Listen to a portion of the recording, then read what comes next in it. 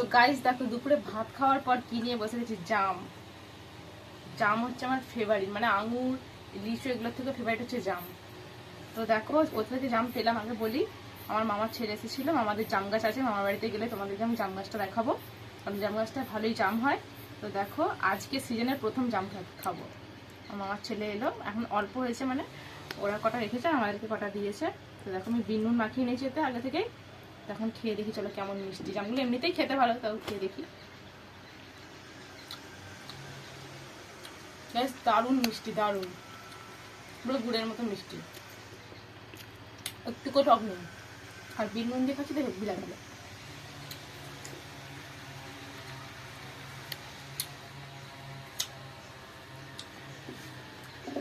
তোমরা সিজনের প্রথম কে জাম খেলে কমেন্টে অবশ্যই জানাবে।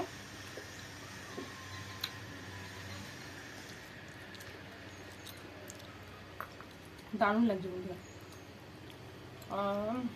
কি সুন্দর।